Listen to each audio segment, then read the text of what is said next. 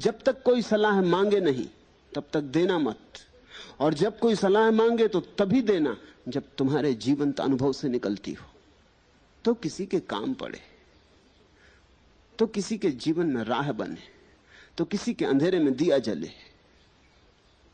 ये दो कसौटी ख्याल रखना ना। पहले तो बिन मांगी सलाह देना मत, क्योंकि बिन मांगी सलाह कोई पसंद नहीं करता, अपमानजनक है। बिन मांगी सलाह का मतलब होता है कि तुम दूसरे को अज्ञानी सिद्ध करने की कोशिश कर रहे हो। दूसरे के अहंकार को चोट लगती, वो तुमसे बदला लेगा। तुम्हारी सलाह से उसे तो कोई लाभ ना होगा, शायद तुम्हें हानि पहुंचाए। सलाह देने वालों को लोग माफ नहीं कर पाते।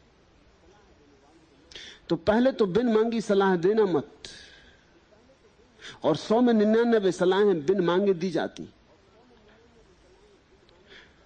फिर अगर कोई मांगे भी तो विचार कर लेना कि तुम्हारी अपनी अनुभूति क्या है।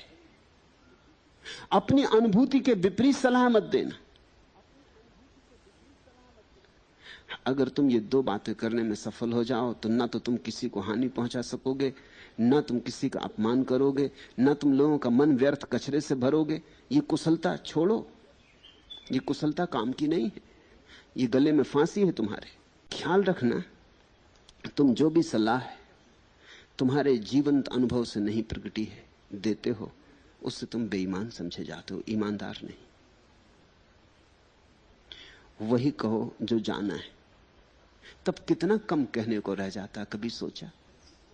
कितना कम रह जाता कहने को। एक पोस्ट कार्ड पर लिख सकते हो, इतना कम बचता है। सब कूड़ा करकट हट जाता है और तुम चकित हो जाओगे, उस छोटी सी पोस्ट कार्ड पर लिखी गई बातें इतनी बहुमूल्य हो जाती। एक एक बात का वजन ऐसा हो जाता जैसा हिमालय का वजन हो।